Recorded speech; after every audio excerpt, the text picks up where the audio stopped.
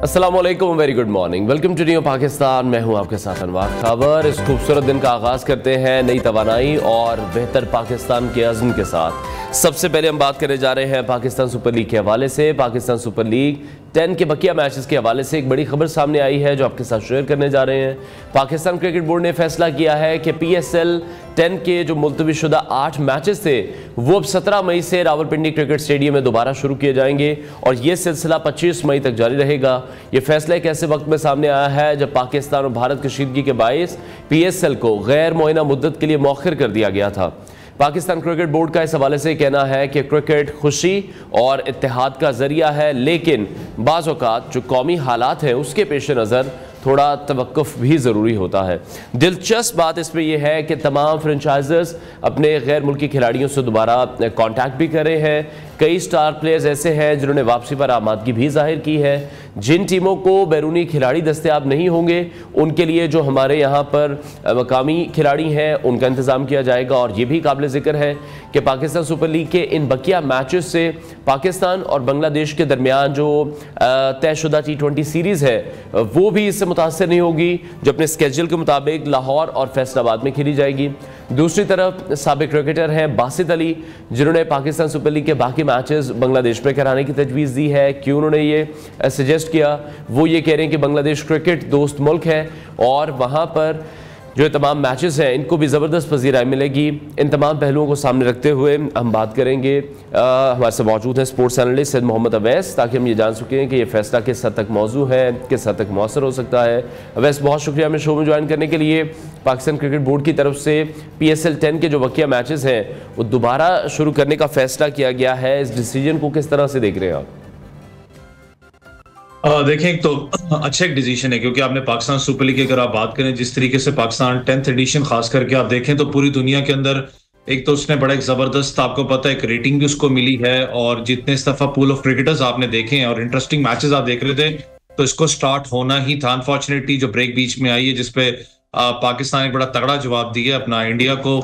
उसके बाद अगर आप देखें तो पाकिस्तान क्रिकेट बोर्ड ने बहुत ज्यादा तेजी भी अपना स्टार्ट कर दी है, वापस राब्ता स्टार्ट कर दिया अपने फॉरेन प्लेयर्स के साथ, PSL के जो फ्रेंचाइजों के साथ मिलके। और काफी पॉजिटिव खबरें भी वहां से आ रही। मुझे पता है बहुत सी इस वक्त खबरें सोशल मीडिया पे सरगर्म है कि जी वो प्लेयर कह रहा है मैं नहीं आऊंगा, वो नहीं आएगा, लेकिन जब तक अथेंटिसिटी या एक आप कहते हैं ना ऑफिशियल स्टेटमेंट ना आ जाए तब तक शायद कहना भी गलत होगा। लेकिन जो खबर, क्योंकि हम फ्रेंचाइज के साथ काम भी करते हैं, तो पॉजिटिव खबरें जरूर हैं कि बहुत से प्लेयर्स वापस पाकिस्तान सुपर लीग को ज्वाइन करेंगे। इसमें एक और भी फायदा हो सकता है पाकिस्तान का, फॉर इंस्टेंस, क्योंकि ज्यादातर जो प्लेयर्स हैं उनकी कमिटमेंट भी होती है अपने होम सीरीज के साथ। अगर आपको नहीं विजिबल होते तो बहुत से लड़के इस वक्त आपको पता है मार्केट के अंदर अवेलेबल होंगे जो कि चाहेंगे कि हमें पिक किया जाए सुपर लीग की रिमेनिंग मैचेस के लिए। तो आपके पास पूल ऑफ क्रिकेट भी बढ़ सकता है यहाँ पर। लेकिन अच्छी बात है कि पाकिस्तान में क्रिकेट वापस आ रही है और इस चीज के बारे में किसी को शक भी नहीं होना चाहिए। जिस दिन पाकिस्तान के अंदर 15 तारीख को मैच वापस स्टार्ट होगा, बिलीव मी कि ये स्टेडियम बहुत ज्यादा भरा होगा। आपको नजर आएगा जो एनर्जी पाकिस्तानी अवाम ने दी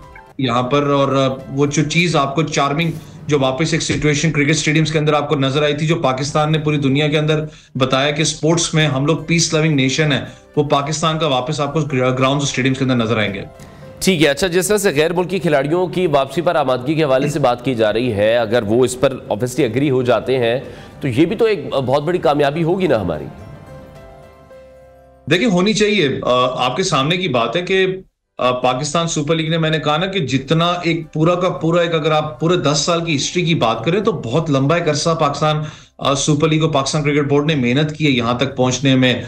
जब प्लेयर्स भी यहाँ पर मौजूद थे, जब इंसिडेंट स्टार्ट हुए थे, तो अगर मैं ज्यादातर प्लेयर्स की बात करूं तो एज सच को खौफ किसी प्लेयर के अंदर नहीं था। उनको बहुत अच्छे तरीके से ब्रीफ भी किया गया था। हमारी सिक्योरिटी ऑफिशियल्स की बात करें, चाहे हमारे पाकिस्तान क्रिकेट बोर्ड चेयरमैन है, क्रिकेट बोर्ड की बात करें, बहुत अच्छे तरीके से उनको अपना ब्रीफ किया गया और लिटरली वो बड़े इत्मीनान में आपको लगे थे। एक बहुत अच्छा काम भी किया कि आपने उनको यहाँ से सेफली पास आउट किया था। पाकिस्तान से आप दुबई उनको लेके गए थे, खुद पाकिस्तान एयरफोर्स के, आपको पता है, इसके अंदर फ्लीट मौजूद थी। तो बड़े एक अच्छे तरीके से उनका केयरटेक किया गया।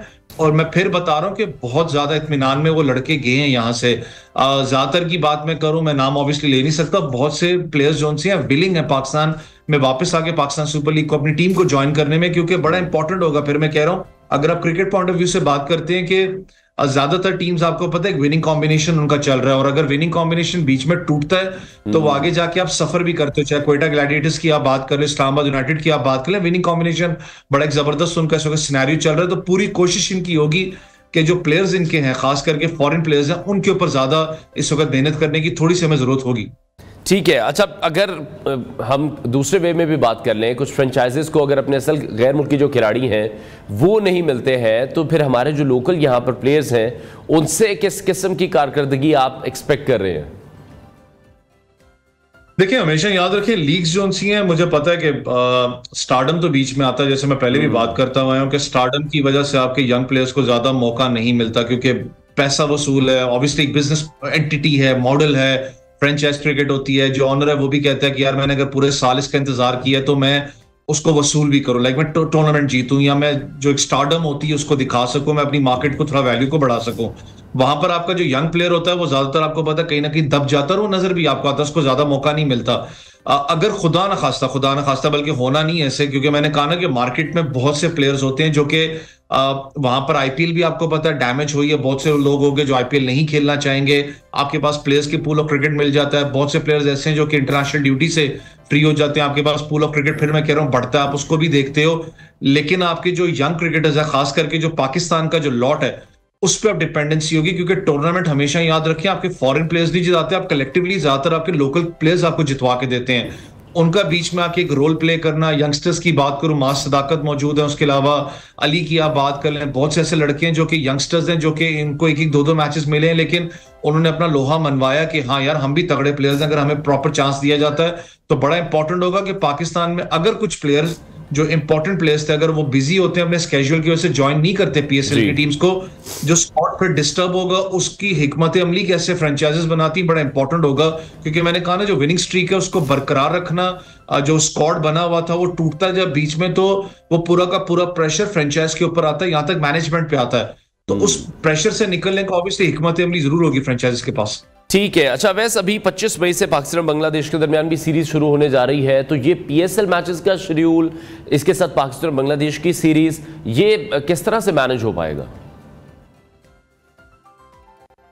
देखिए, मैनेज हो जाता है, क्योंकि एक अच्छी बात है पाकिस्तान आहिस्ता आहिस्ता, आपको पता है Pakistan cricket board spread out कर रहा है मैचेस को, और अच्छी बात है कि आप नेक शहर के अंदर जा रहे हो, फैसलाबाद में, क्योंकि आपको याद हो कि T20 के अंदर एक बड़ा तगड़ा फैसलाबाद ने, आपको याद हो जब डोमेस्टिक हुआ था उसके अंदर बड़ा एक अच्छा विजुअलिटी आपको मिली। T20 के अंदर क्राउड्स ग्राउंड भरे हुए थे, आपको मजा आता था क्राउड को देखते, वहां पर बड़े एंटरटेनिंग मैचेस भी हुए। तो अच्छी बात है कि एटलीस्ट आप स्लो एंड स्टडी, क्योंकि पिक्चर्स भी आप देखें तो फैसलाबाद स्टेडियम को पूरा रेनोवेट किया गया, वहां पर फ्लेक्सेस भी लग चुके हुए हैं, हर चीजें अच्छी बात है कि आप स्लो एंड स्टडी मैचेस को मूव ऑन कर रहे हो, और इसमें कोई मसला होगा भी नहीं पाकिस्तान बांग्लादेश सीरीज में। और हमेशा एक चीज क्रिकेट बोर्ड्स को भी पता होगी, चाहे श्रीलंका की बात कर लूं, चाहे बांग्लादेश की बात करूं, चाहे इंग्लैंड की बात करूं, आपको याद हो इंग्लैंड एक चले बड़ा क्रिकेट नेशन है, जिस वक्त कोविड था कोई टीम वहां पर विजिट नहीं करी थी, आपको याद हो कोविड के अंदर पाकिस्तान ने जाके वहां पर मैचेस खेले थे, श्रीलंका के अंदर हालात खराब थे, पाकिस्तान ने जाके वहां पर मैचेस खेले। तो ये बड़े क्लोज नेशंस हैं, और पाकिस्तान की जो डिप्लोमेसी है खास करके क्रिकेट के लिहाज से मैं कह रहा हूँ बड़ी तगड़ी रही है, चाहे वो पीएसएल की बात करें,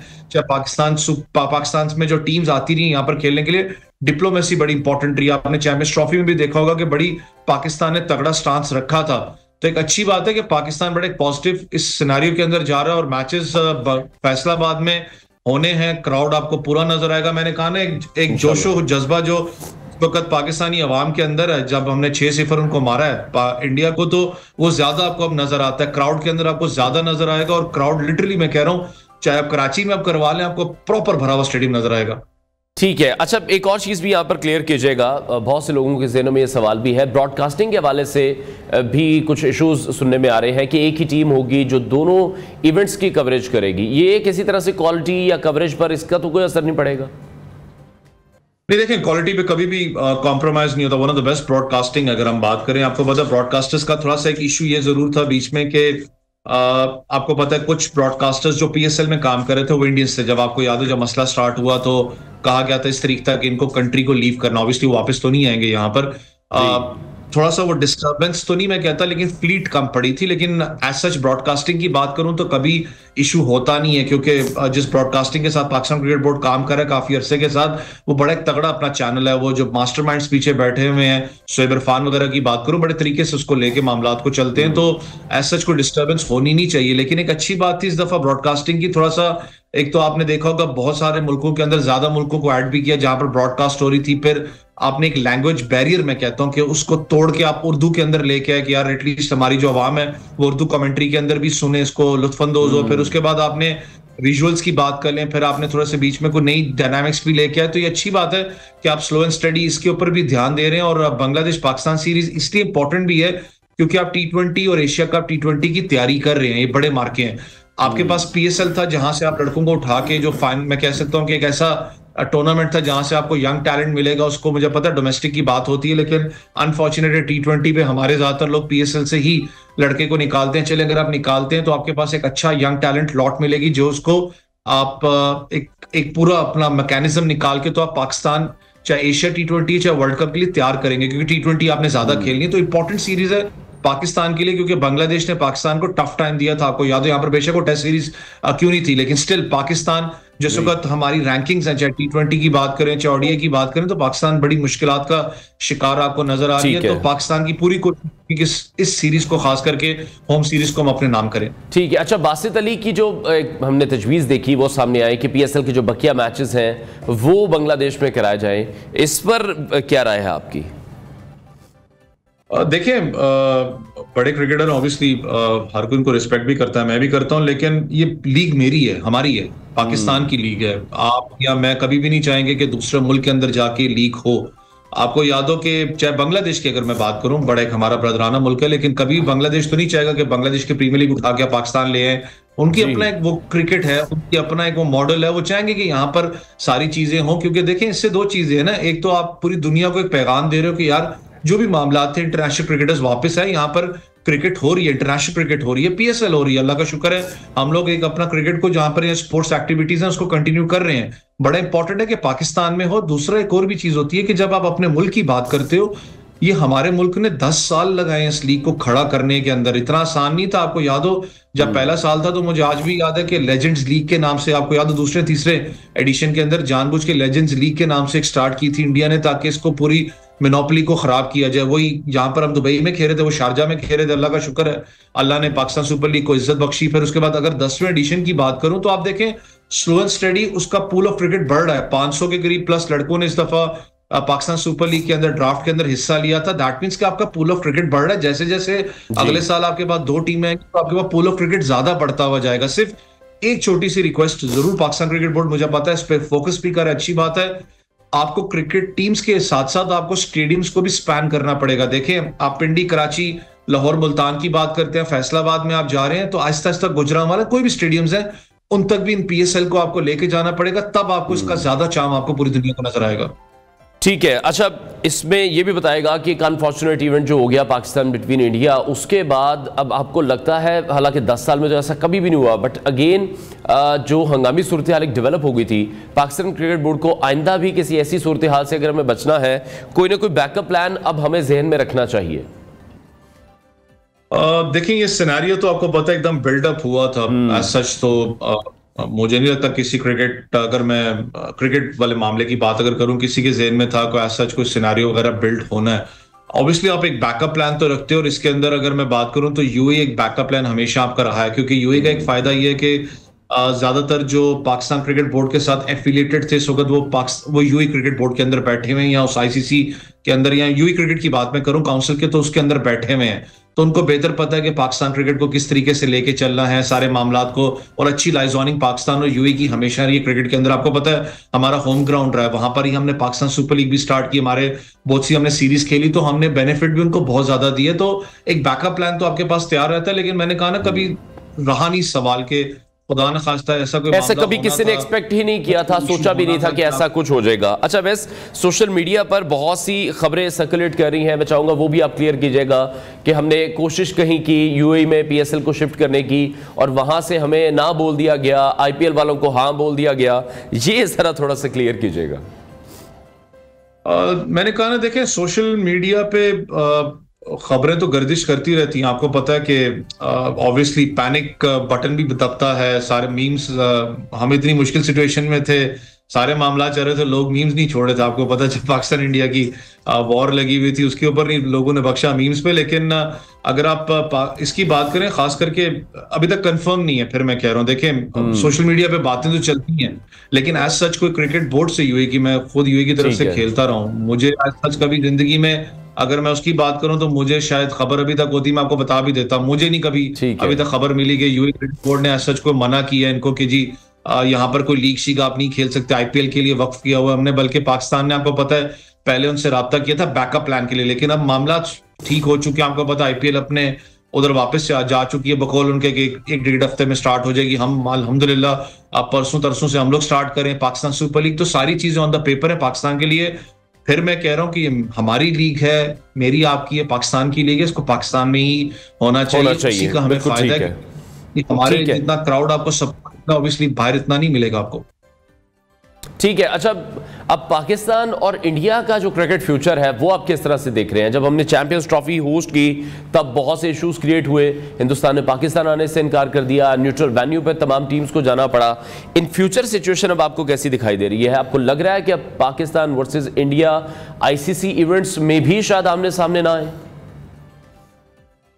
देखिए, मुझे याद है कि बीसीसीआई से पूछा गया था इस सारे मामले में कि पाकिस्तान इंडिया का फ्यूचर क्या है, क्या पाकिस्तान इंडिया अब कभी भी नहीं खेलेंगे, आपस में नहीं खेलेंगे, ग्रुप्स में नहीं रखा जाएगा। लेकिन अभी भी उन्होंने कहा था कि ये आईसीसी का है, अब इस पे हम कुछ कह नहीं सकते स्टांस को। लेकिन एक चीज तो है, जो भी मामलात हुए, जितने भी चीजें जो हुई, अपना 6-0 वाली हैं, जो भी मामलात थे, पाकिस्तान बहुत तगड़ा आपको एक स्टांस नजर आएगा क्रिकेट के अंदर। खास करके मैं बात करूं, जो डिप्लोमेसी पाकिस्तान ने क्रिकेट के अंदर भी खेली है, आपको पता है, चाहे वो चैंपियंस ट्रॉफी को लेके हो, पूरे क्रिकेट बोर्ड्स को साथ रखा, फिर अगर आखिर तक स्टांस एक अपना तगड़ा रखा, क्योंकि इस चीज को मानने की जरूरत होती है कि यार उनकी मार्केट तगड़ी है। क्रिकेट के अंदर बात करूं, पूरी दुनिया में स्टेक उनका जरूर मौजूद है, लेकिन उसके बावजूद पाकिस्तान ने बड़ा एक स्ट्रॉन्ग स्टांस अपना रखा था कि पाकिस्तान ने कहा कि अगर आप हमारे मुल्क में नहीं आ सकते तो हम आपके मुल्क में भी नहीं खेलने जाएंगे, और ये स्टांस बरकरार है।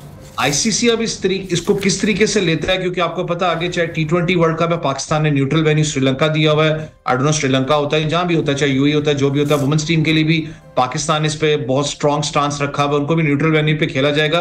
लेकिन इस स्टांस को फिर मैं कह रहा हूं कि आपको रिजिड रहना पड़ेगा, अल्फाज यूज कर रहा हूं कि आपको तगड़ा रहना पड़ेगा स्टांस पे। मुझे पता है सारे मामले आते हैं, ब्रॉडकास्टिंग राइट्स हैं, पैसे, लेकिन आपको रिजिड रहना पड़ेगा। लेकिन फिर मैं कह रहा हूं, जो इनको मार पड़ी है ये 5-6 दिन के अंदर, मजे के मैचेस होंगे। अब जब पाकिस्तान इंडिया का होगा, वो जो दिमाग पे सवार होता है ना, क्रिकेट टीम को भी पता होगा कि हमने इनको मारना है, जो हमने इनको फिजा के अंदर मारा है, हमने ग्राउंड पे भी इनको मारना ही कहीं ना। इंशाल्लाह। बहुत शुक्रिया स्पोर्ट्स एनालिस्ट सैयद मोहम्मद अवैस हमारे साथ इन कॉन्वर्सेशन थे। और पाकिस्तान सुपर लीग का आगाज एक बार फिर से होने जा रहा है, फिर से रौनक होगी, फिर से मैदान सजेंगे और पाकिस्तानी शायकीन एक बार फिर से अच्छी क्रिकेट देखेंगे। ब्रेक लेते हैं, ब्रेक के बाद आपको दोबारा ज्वाइन करेंगे। Welcome back to new Pakistan. और अब कुछ बात करेंगे मुआशी हिसाब से। पाकिस्तान को IMF से कर्ज की अगली किस्त आज मिलने का इम्कान है। इस हवाले से वजीर खजाना मोहम्मद औरंगजेब का भी ये कहना है कि भारत के साथ कशीदगी का मईशत पर बुरा असर नहीं पड़ेगा। दिफाई ज़रूरियात पूरी करने के लिए तमाम इकदाम भी किए जाएंगे। और इस हवाले से IMF से 23 मई तक बजट पर बात भी होगी। अमरीका से जो तिजारती मसाइल हैं वो हल होने की भी तवक्को है। इसके साथ साथ वजीर खजाना मोहम्मद औरंगजेब ने बरतानवी खबर एजेंसी से भी गुफ्तगू की। दूसरी जानिब दिफाई अखराजात के लिए IMF को एतमाद में लेने का फैसला भी किया गया।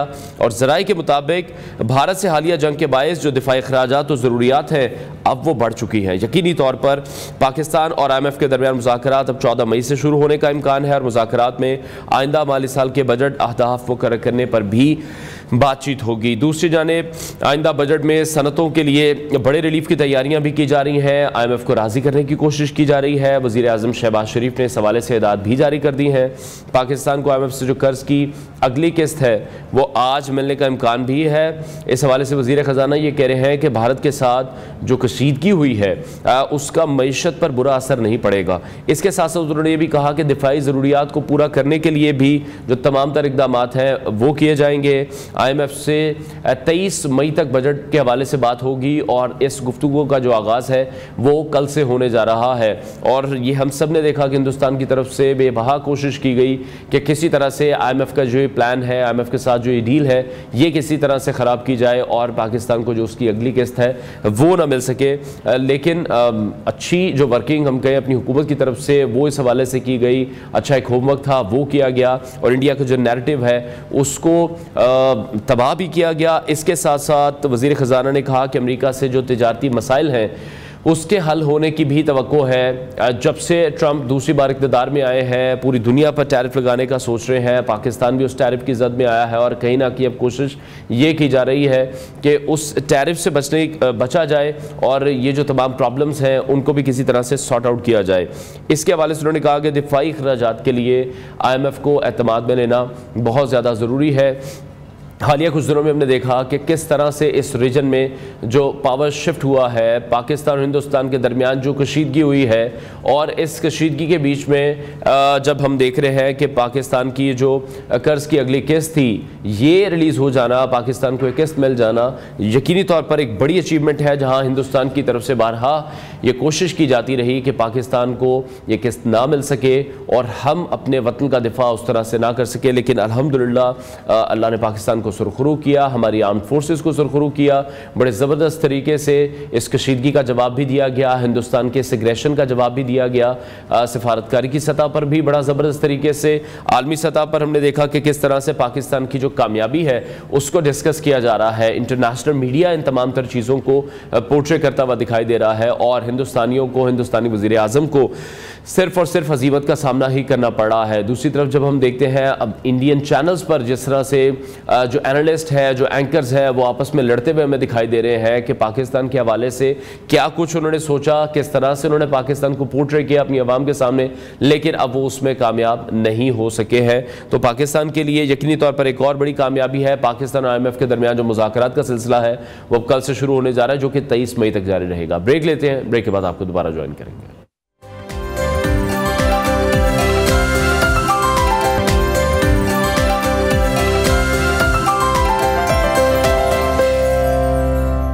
Welcome back to new Pakistan. नाजरीन, वतन का दिफा सिर्फ बारूद से नहीं बल्कि बयानिए से भी होता है। गुज़श्ता दिनों में हमने देखा कि खित्ते में जंगी कशीदगी अपने उरूज पर रही। ऐसे मौके पर सरहदों पर दुश्मन की गोलाबारी, फ़िज़ाओं में गरजते जंगी जहाज़ और मादरे वतन के लिए जाने कुर्बान करने वाले सिपाही मौजूद थे। ये सब हमें एक बार फिर याद दिलाते हैं कि दिफा सिर्फ हथियारों का नहीं है, ये हौसले और यकजहती का भी नाम है। लेकिन इन हालात में हमने देखा कि एक और महाज ऐसा है जो नज़र से उजल मगर असर में कहीं ज़्यादा ख़तरनाक है, फिक्री और नफ्सियाती महाज। यहाँ लड़ाई बंदूकों से नहीं अल्फाज से लड़ी जा रही है।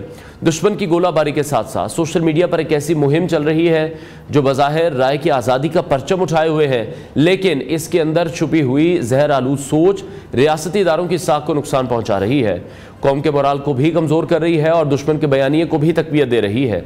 ये एक तल्ख हकीकत है कि जब मुल्क हालत जंग में हो तो प्रोपेगेंडा महज इख्तलाफ राय नहीं रहता, बल्कि ये एक नफ्सियाती हथियार बन जाता है।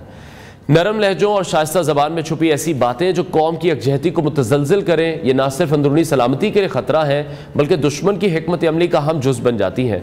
ऐसे नाजुक वक्त में ज़रूरी है कि इज़हार राय और रियासती सलामती के दरमियान इस वाज़े फ़र्क को पहचाना जाए।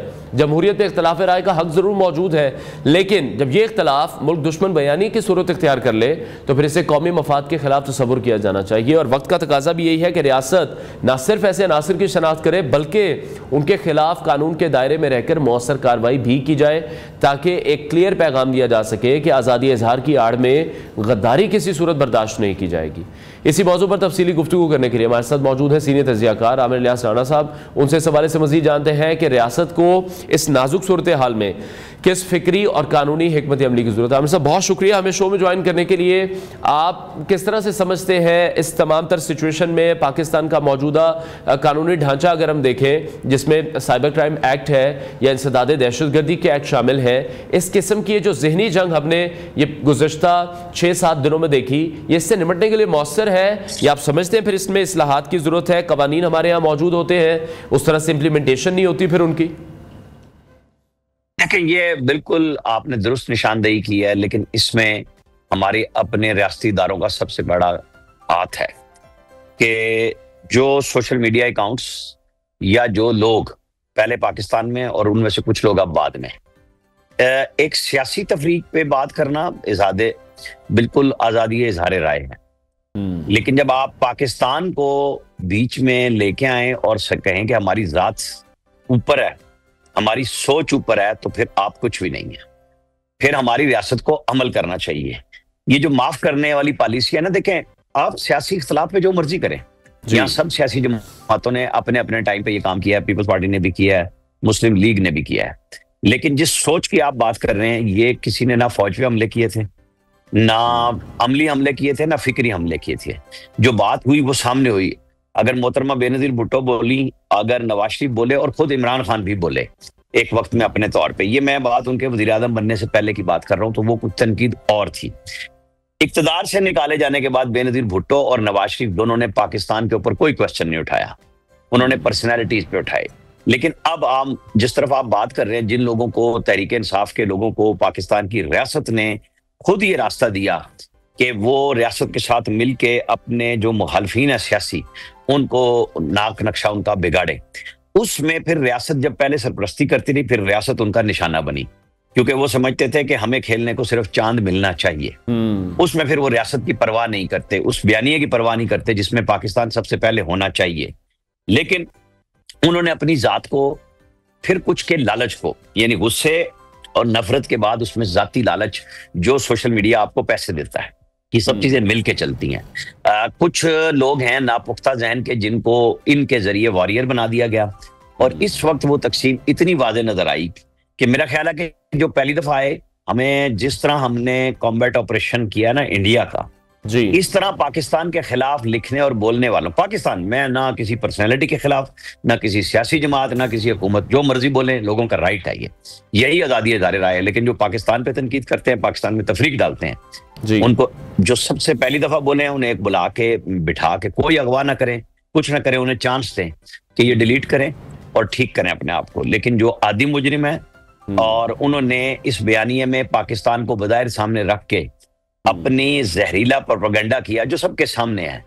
सबसे पहले तो जो पाकिस्तान से बाहर बैठे हुए हैं, उनके वो तमाम सोशल मीडिया अकाउंट्स पाकिस्तान में बैन करने चाहिए। सिर्फ पाकिस्तान में बैन करना काफी नहीं, वहां बैठ के जो लोग हैं उनसे केस करवाएं। जिस मुल्क से बैठ के ये झूठा और गलत प्रोपेगेंडा कर रहे हैं, वहां उनके कवानीन, खासतौर पे यूके में तो बेपनाह सख्त कवानीन है, जल्दी फैसले आते हैं।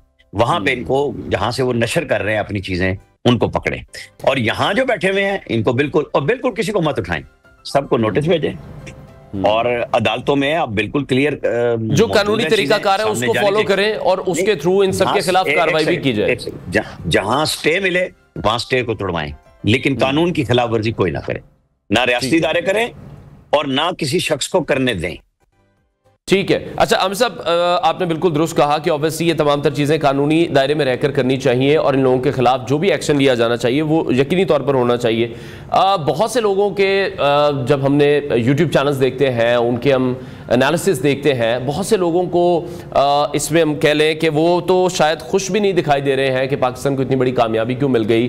उनकी जो वीडियोज़ हैं, उनके जो व्यूज़ हैं, उनका चैनल उस तरह से बिकता हुआ नहीं दिखाई दे रहा। जो उन्होंने एक बयानिया घड़ा, जो उन्होंने कोशिश की है, मैं कुछ लोगों के नाम भी लेना चाहूँगा, इमरान रियाज इसमें है, सदीक जान है, साबिर शाकिर है। क्या पाकिस्तान में इनकी कोई प्रॉपर्टीज़ नहीं है? इस तरह के गद्दारी वाले बयानात, इन तमाम लोगों की प्रॉपर्टीज़ को जब्त करना चाहिए, इनकी पाकिस्तानी सिटीजनशिप कैंसिल करनी चाहिए। मेरा ख्याल है इस तरह के अगर हम स्टेप्स लेंगे तो ही ये नास्ते शायद फिर बाज आएंगे। ये आपकी राय है, मैं किसी शख्स का नाम नहीं लूंगा। मैं कहूंगा उनके काम क्या है, आप उन्हें पकड़े, उन्हें सामने लाएं, कानून के मुताबिक प्रॉपर्टी अगर जाती है तो जाए, उनको पेश होने का मौका दें, उनके खिलाफ उन मुल्कों में कवानीन के मुताबिक कार्रवाई करें जहां वो बैठ के ये हरकतें कर रहे हैं। पाकिस्तान के अंदर बैठे हैं, बिल्कुल उन्हें नोटिस दें और बुलाएं और फिर अदालतों में लेके जाएं। ये जो तासुर बनता है ना कि ये आपको उठा लिया गया, गिदड़कुट पढ़नी है, उससे उनकी मकबूलियत में इजाफा होता है। ये फायदा कोई नहीं होता, ये नुकसान होता है। आपको कानून के मुताबिक चलना है, मैं हूं, आप हूं, कोई हो, उसके ऊपर कानून के मुताबिक एक्शन होना चाहिए। वो सजा है या जजा है, वो मिलनी चाहिए। ठीक है। अच्छा, कुछ लोग अब ये भी पोस्ट करते हुए दिखाई दे रहे हैं, जब उन्हें कुछ नहीं समझ आया, जब उन्होंने देख लिया कि पाकिस्तान को इस महाज पर बड़ी अच्छी कामयाबी मिली है जिसको दुनिया क्लेम कर रही है, अब वो सिर्फ इस चीज़ का बहाना बना रहे हैं कि हमने बड़ा डिलेड रिस्पॉन्स दिया। तो ये किस किस्म की मंतक है? क्या इन लोगों की सोच है? क्या इन लोगों का नज़रियाती बयानिया है? और किस हद तक ये नफरत में आगे जा चुके हैं? देखिए, ये वो बात है जो काबिल गिरफ्त है। ना मेरा फैसला था ना आपका, ये हुकूमत पाकिस्तान का फैसला था और नेशनल सिक्योरिटी कमेटी ने काम किया और इख्तियार दे दिया मुसल्लह अफवाज को कि जब मुनासिब समझे इसका जवाब दे।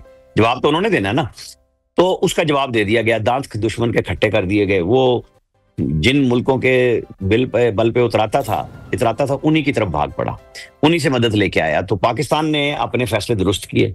जिन लोगों के जहन में जोम है, खुमार है कि ये फैसले हम करते हैं, बयानिया हम बनाते हैं, उनका बयानिया भी बढ़ गया, उनकी गुफ्तगू भी चली गई, उनकी गुफ्तगू ने असर छोड़ा। लोगों ने अपनी पाकिस्तानियत को उजागर किया। आप देखें कि जब मिसाइल नूर खान एयरबेस की तरफ आया और हमने उसे न्यूट्रलाइज किया, उसे दूसरे मिसाइल से मार दिया, धमाकों के बाद होना क्या चाहिए था? लोग डर जाते। लोग क्या डरे? लोग पाकिस्तान के झंडे लेके बाहर आ गए नूर खान एयरबेस के। ये होती है कौमियत, वतन परस्ती। तो पाकिस्तान की नौजवान नस्ल थे या बूढ़े थे, बुजुर्ग थे, सब पाकिस्तान के लिए बाहर मौजूद थे और हैं और रहेंगे इंशाल्लाह ताला। यही वो जज्बा था जो हमारी फौजों को महमेज देता है कि हमारे हथियार तो हैं लेकिन ये कौम भी पीछे खड़ी हुई है साथ। लेकिन वो शऊर आपने देखा जो कहीं ना कहीं खो गया था, जो हम एक ही पार्टी की जो लाइन है उसको टो करने लगे थे बहुत सारे लोग, वो शऊर कहीं ना कहीं वापस आया। लोगों को ये अंदाज़ा हुआ कि पाकिस्तानी आर्मी मौजूद है, पाकिस्तान की आर्म्ड फोर्सेस मौजूद हैं, तो ही हम सेफ हैं। ये शऊर पाकिस्तानी रियासती इदारों, फौज को पहले आया। उन्होंने अपने आप को इस बयानिए से अलग किया कि वो किसी एक पार्टी के माउथ आर्गन है या एक पार्टी उनको बका है। तो उसके बाद से वो लोग हजियान बकते फिर रहे हैं, दुश्मन की जुबान बोलते हैं। तो ठीक है, फिर उनके साथ दुश्मन के साथ का वो सलूक जो जंगी कैदी को भी हासिल होता है कि कानून के मुताबिक आपको अमल करना है, आप उसके बगैर ना जाएं। यही आपकी बड़ी कामयाबी होगी। लाएं कटहरे में सजाएं दिलवाएं, चाहे मफरूर है चाहे कुछ है। फिर आपकी वो बात पूरी हो जाएगी कि जब अदालतें इश्तिहारी करार देंगी तो फिर जजादें भी कर्क होंगी। ये लोग जिनके बयानिए एक दौर में एक थे, आज दूसरे हैं। एक दौर में ये फौजी अदालतों को दुरुस्त करार देते थे और आज वो गद्दारी करार देते हैं। तो उन्हीं का बयानिया उन्हीं के साथ लगा के उनको अदालतों में पेश करना चाहिए। ठीक है। राम साहब, इस वक्त आपको फिर लग रहा है कि पाकिस्तान को एक जामे नजरियाती बयानिया प्रोग्राम की भी जरूरत है, जैसे कि माजी में भी नजरिया पाकिस्तान के तहत ये चीजें मौजूद थी, और अगर आप ये समझते हैं तो इसका मौसर नफाज ये किस तरह से पॉसिबल हो सकता है? ये मौसर नफाज तभी होगा जब रियासती इदारों से मुराद सिर्फ फौज नहीं है, उसमें पीटीए भी है, उसमें एफआईए भी है। ये सारे के सारे इन सोशल मीडिया अकाउंट्स को उठाएं, पहले तो सबको लिखें कि इनको बैन करें, वरना उन इदारों को भी बैन करें जहां से ये सोशल मीडिया अकाउंट्स आ रहे हैं। इंडिया की शिकायत पे हुआ है ना, हमारी शिकायत पे भी अब होना चाहिए सारा काम कि इनको बंद करें। फिर उनके खिलाफ पाकिस्तानी कवानीन के मुताबिक साइबर क्राइम के मुकदमे दर्ज कराएं।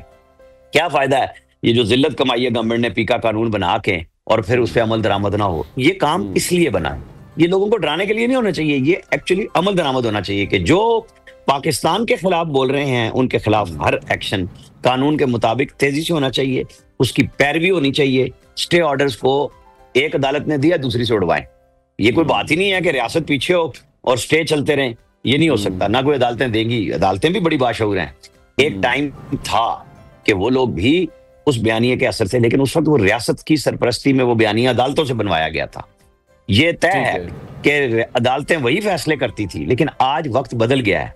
तो आज रियासती इदारों को दूसरी ये नहीं करना चाहिए कि पहले वो उलट हो रहा था तो अब करें, नहीं, अब कानून के मुताबिक उन लोगों को सजा दिलवाएं। मैं बार बार जिस बात पे जोर दे रहा हूं वो ये है कि आप मत उठाएं, असर है, सब कुछ है, लेकिन आप उनको कानून के कटहरे में लाएं। ठीक है। अच्छा, जिस नहज पर आमिर साहब आप समझते हैं कि मामला पहुंच चुके थे बिटवीन इंडिया एंड पाकिस्तान, यकीनी तौर पर सबने ही कौमियत का मुजाहरा किया, बट अगेन मैं पाकिस्तान तहरीक इंसाफ का स्पेशली इसलिए जिक्र करना चाहूँगा, बानी पीटीआई की तरफ से हमने कोई ऐसा रिस्पॉन्स नहीं देखा जिसमें वो पाक फौज के साथ खड़े हो। उनकी बहन की तरफ से जो स्टेटमेंट आई वो इस वक्त सोशल मीडिया पर मंजर आम पर है। उमर अयूब साहब ने जो गुफ्तगू फरमाई पाकिस्तान तहरीक इंसाफ के जो सोशल मीडिया हैंडल्स थे, तो इन लोगों की कौमियत अभी भी नहीं जाग रही है, अपने एक मफाद के लिए सिर्फ और सिर्फ ये अपने उस बयानिए को छोड़ने को तैयार नहीं है। उमर अयूब हों या अलीमा खान साहिबा हों, इनके बयानात चेक किए जाने चाहिए कानून के मुताबिक, और उसके मुताबिक उन्हें अदालतों में केस कर दें।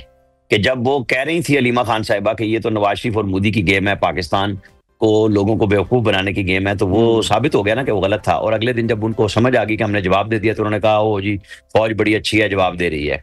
उमर अयूब कह रहे थे हमारे पास गोला बारूद ही नहीं है। तो बस मेरे पास मिसाल तो बहुत अच्छी आई थी, लेकिन मैंने रोक ली क्योंकि मैं खुद भी कानून पसंद शहरी हूं। तो वो गोला बारूद जो आ गया सामने और जो पड़ा है दुश्मन के ऊपर, तो उमर अयूब को अब वो तपिश फील होनी चाहिए और उनको कानून के मुताबिक केस बनना चाहिए कि हुजूर आप बताएं आपने ये किसके कहने पे इल्जाम लगाया था कि हमारे पास गोला बारूद नहीं है। आप ऐन हालत जंग में लोगों की नफ्सियात से खेल रहे थे। ये वो केस बनता है जो वो कोई अपोजिशन लीडर हो, वो कोई जर्नलिस्ट हो, वो मैं हूं और आप हूं, हम सबको इसमें उसके ऊपर उसी मेयार पे परखना चाहिए कि पाकिस्तानियत क्या है। अगर आप पाकिस्तान के खिलाफ दुश्मन की मदद कर रहे हैं तो आप कहां खड़े हैं? ये सवाल चौक में पूछा जाना चाहिए, अदालतों के अंदर पूछा जाना चाहिए। ठीक है आमिर साहब, ये एक चीज़ को शायद आप भी क्लियर करेंगे, कंफर्म भी करेंगे। हम जब भी टीवी पर होते हैं हमारी कोशिश होती है बीइंग अ जर्नलिस्ट कि हम किसी भी जमात की तरफ बाइस ना हो।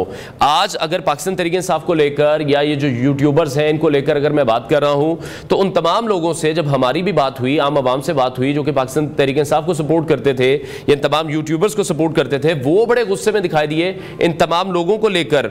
पॉलिटिकल विजडम भी कोई चीज़ होती है। वफाकी वजीर जो है तारड़, उन्होंने जब फ्लोर असेंबली पर खड़े होकर कहा कि Imran Khan is as good as my leaders, इतनी बड़ी स्टेटमेंट उन्होंने दे दी कि भाई 1 महीने बाद लड़ लेंगे, 1 महीने बाद एक दूसरे का गिरेबान पकड़ लेंगे, अभी हम सबको इकट्ठे होने की जरूरत है। अक्रॉस द बॉर्डर बार बार ये कहा जा रहा है कि उनका लीडर तो जेल में बंद है, उनके पास लीडर कोई मौजूद नहीं है, और यहां से ऐसा नैरेटिव भेजा जा रहा था कि शायद वो लोग ठीक कह रहे हैं। तो कुछ पॉलिटिकल विजडम भी तो दिखाने की जरूरत है। पाकिस्तान मुस्लिम लीग नून ने वो पॉलिटिकल विजडम दिखाया और उन्होंने कोशिश भी की कि भाई 1 महीने बाद लड़ लेंगे, एक दूसरे का गिरेबान तब पकड़ लेंगे। इन्हें फिर भी समझ नहीं आया। अता तारड़ की मिसाल बिल्कुल आपने दुरुस्त दी, और तमाम जो पार्लिमानी क़यादत है, ये गौहर, बैरिस्टर गौहर जो चेयरमैन है पीटीआई के, फिर वहां सेनेट में इन सब ने मुत्तफिका करारदाद पास कराने में जिम्मेदारी का सबूत दिया, ये क्रेडिट इनका है। लेकिन वहां अपोजिशन लीडर उमर अयूब क्या कहते रहे, वो उनका डिस्क्रेडिट है। उनको भी तखसीस करें, उनसे उनके ऊपर कौमी असम्बली में भी सवाल होने चाहिए, जहां कानून का कटहरा बनता है उसमें उनको ले आए कि जी जब बयानिया पाकिस्तान था, आपका बयानिया क्यों था मुल्क दुश्मन? आप पाकिस्तान के बारे में ऐसी हरदसराई कर रहे थे कि आपके पास तो गोला बारूद ही नहीं है। आप उस लीडर के पैरोकार हैं जो कहते थे कि क्या मैं इंडिया पे जंग मुसल्लत कर दूं। आज पाकिस्तान का वजीर आजम वो शख्स है जिसको DGISPR पहले मरहले में कहते हैं। वजीर आजम शहबाज शरीफ और काबीना ने भरपूर काम किया। ये क्रेडिट इसलिए बनता है कि उन्होंने बीच में आने नहीं दी, कोई चीज हवा नहीं गुजरने दी कि जो कौमी सलामती के फैसले हैं वो इसी तरह होने चाहिए। शहबाज शरीफ बड़े धीमे आदमी है, मैं खुद नाकिद हूं उनका कि जब तकरीर करें, कौम से खिताब करें तो जरा दबंग होके आना चाहिए। लेकिन वो बिल्कुल शुस्ता लहजे में बात करते हैं, उनका अपनी स्टाइल है। ये हम अपनी राय रखते हैं, वो अपनी राय रखते हैं। बात तो दुरुस्त है ना दोनों तरफ से, लेकिन इशू ये है कि इसका जवाब इस कदर जहरीला बनाया गया कि तल्ख हो गए सारे लोग। आप ये सवाल क्यों कर रहे हैं? इसीलिए कर रहे हैं ना पाकिस्तानियत से मजबूर होकर कि ऐसे लोगों को क्यों नहीं पकड़ा जाता। तो फिर ऐसे लोगों के ऊपर हाथ डालना चाहिए जो पाकिस्तान के अपने। आमिर साहब ये सवाल सिर्फ मैं इसलिए कर रहा था कि फिर जो कवानीन है, जो कानून है, कि लॉस जो भी इंप्लीमेंट होने हैं वो मुझ पर और आप पर ही होने हैं, वो बाकी किसी पर नहीं होने हैं। अगर किसी का कोई बैकग्राउंड बड़ा स्ट्रांग है, उमर अयूब साहब की मैं बात कर रहा हूं, मैं उनकी मिसाल बार बार इसलिए कोट कर रहा हूं क्योंकि उनका जो एक पास्ट है, उनके जो खानदान हम देखते हैं, इसका मतलब इन पर कोई हाथ नहीं डालेगा, मुझ पर और आप पर ही सारे हाथ डालेंगे। लेकिन मैं बस सिर्फ ये कहूंगा कि जी आप पास्ट को भी छोड़ दें, बात ये करें कि आज वो क्या कर रहे हैं, उसके ऊपर बुनियादी बात होनी चाहिए, केस होना चाहिए। बाकी सानवी हैसियत रखते हैं, आज की हैसियत में तो उनके बयान की वैल्यू है ना। तो अलीमा खान साहिबा अगर बात कर रही है तो वो इमरान खान की हमशीरा की हैसियत से बात कर रही है ना। आम तो लोग बात करते हैं, कौन पूछता है उससे? नहीं पूछता। तो ये इन लोगों के एहसास की बात है कि इनको ये डर हुआ कि जैसे अलीमा खान साहिबा ने फिर क्रेडिट दिया फौज को, और फिर इनके बहुत सारे लोग अब सोशल मीडिया वॉरियर, एक तो फौज में तकसीम पैदा कर रहे हैं, एयरफोर्स, नेवी और बड़ी फौज में, दूसरे वो ये कर रहे हैं कि जी हम ही तो थे आपके लिए लड़ने वाले। बिल्कुल नहीं थे, आप हर फिक्रे में कहते थे हमारा लीडर लाओ वरना तुम तो लड़ ही नहीं सकते। हमने तो फिर जो मौजूदा क़यादत है उसने जो फैसला किया 4 घंटों में तो इंडिया को गिरा दिया। और लीडरशिप किस चीज का नाम है? क्या बड़के मारने का नाम है, या कौमी राज अफशा करने का नाम है, या धमकियां लगाने का नाम लीडरशिप है? तो वो नहीं चाहिए हमें। इसको हमने ठीक है, reject बहुत किया। शुक्रिया सीनियर तहसीलदार आमिर इलियास राणा साहब हमारे साथ इन कॉन्वर्सेशन थे। और यकीनी तौर पर अब यह रियासत का फैसला है कि किस तरह इन तमाम लोगों के खिलाफ कानूनी तौर पर कार्रवाई की जाए, नोटिस भिजवाए जाए। जैसे आमिर साहब ने भी कहा कि कोई ज़रूरत नहीं है किसी को उठवाने की, इनको कानूनी तौर पर इन तमाम मामलों को डील करने की ज़रूरत है। ब्रेक लेते हैं, ब्रेक के बाद आपको दोबारा ज्वाइन करेंगे।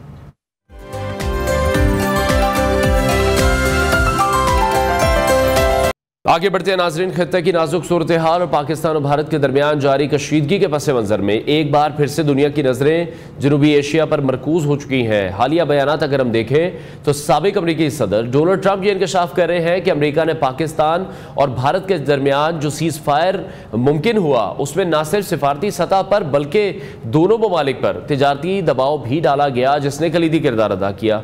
उनके बकौल ये जौहरी तनाज़ा एक तबाहकुन जंग में बदल सकता था जिसमें लाखों जानों का ज़िया भी हो सकता था, लेकिन दोनों ममालिक की जो क़यादत है उसने समझदारी और बुर्दबारी का मुजाहरा किया। ट्रंप ये भी दावा कर रहे हैं कि जब इब्तदाई तौर पर सीज़ फायर की बात की गई तो भारत और पाकिस्तान दोनों ही इस हवाले से तैयार नहीं थे, लेकिन इसके बाद उन्होंने तिजारती तरगीब या फिर सैंक्शंस की शर्त रखकर हालात को काबू में लाने की कोशिश की। दूसरी तरफ जो भारतीय वज़ीर आज़म है नरेंद्र मोदी, उन्होंने हस्बे रिवायत पाकिस्तान पर इल्ज़ामात आयद करते हुए ये तासुर देने की कोशिश की कि जंग बंदी पाकिस्तान की दरख्वास्त पर अमल में आई, जो कि हमने देखा कि बैनुल-अक़वामी मीडिया, बैनुल-अक़वामी जो सहाफ़ी हैं, सिफारती ज़राए हैं, वो मोदी के इन दावों को मुस्तरद कर रहे हैं। इवन जो भारतीय मीडिया है वो इस हवाले से मोदी सरकार पर सवालात भी उठा रहा है और ये जो दावा किया जा रहा है कि भारतीय एयर बेसिस पर जो पाकिस्तानी मिसाइल्स हमलों के जवाब थे उसमें भारत खुद मुज़ाकरात की मेज़ पर आने पर मजबूर हुआ, खुद भारत ने स्टेप बैक किया।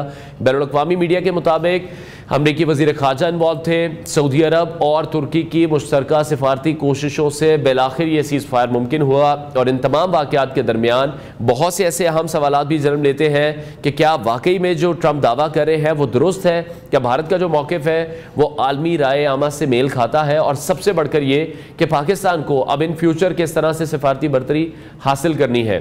इसी अहम मौजू पर बात करने के लिए हमारे साथ मौजूद होंगे सीनियर सहाफ़ी और तज़कियाकार हैं नासिर बेग चुगताई साहब। बेग साहब बहुत शुक्रिया हमें शो में ज्वाइन करने के लिए। सबसे पहले डोनाल्ड ट्रंप के इस हालिया इंकशाफ को आप किस तनाजुर में देखते हैं कि दोनों ममालिक बातचीत करने को तैयार नहीं थे, फिर जब तिजारती हवाले से थोड़ा सा उन्होंने प्रेशराइज किया, कुछ सैंक्शंस की बात की, तब दोनों ममालिक माने हैं सीज़ फायर के लिए। कुछ रोज़ पहले उनके जो नायब सदर थे उनका बयान था कि हमारा तो लेना देना ही कोई नहीं है, हमारा सरोकार ही कोई नहीं है। फिर एकदम से जब पाकिस्तान ने भरपूर अंदाज में हिंदुस्तान पर हमला किया तो फिर हिंदुस्तान को बचाने भी आ गए।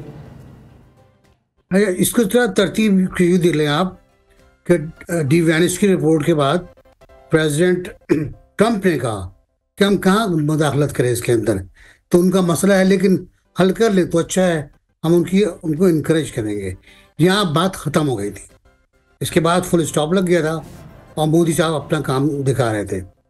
लेकिन फिर कुछ ऐसा हुआ, कुछ फॉरेन मिनिस्टर को अमेरिका के पैगाम मिला इंटेलिजेंस का कि भाई बड़ी गड़बड़ हो सकती है, बहुत मसला हो सकता है, पाकिस्तान पूरी तैयारी में है। तो उन्होंने प्रेसिडेंट से कहा, प्रेसिडेंट ने कहा now call Modi and ask him to stop the war, ये जुमला है।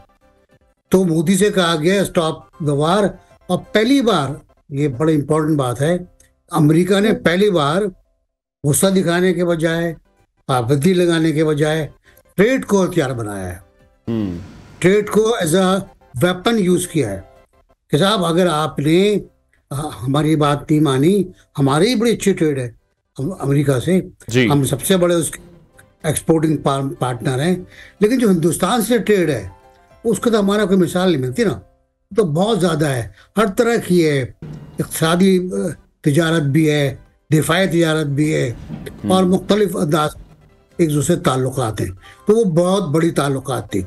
अब वो ट्रेड के बाद, स्टॉप द वार के बाद क्लियर मैसेज था जिस पर हिंदुस्तान ने ही कहते हैं दरख्वास्त की थी कि हम जंग बंद करना चाहते हैं।